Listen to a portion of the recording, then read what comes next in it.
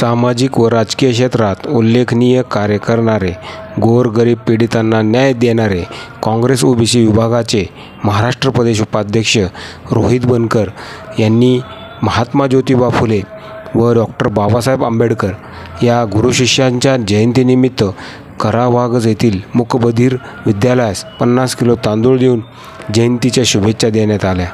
यावेळी गोरख पारसे, लक्ष्मण मोरे, माधव झगडे, पप्पू बंडगर, सुरेश शिंदे व सुमित गोडसे उपस्थित होते। अन्नदान करण्यात आले।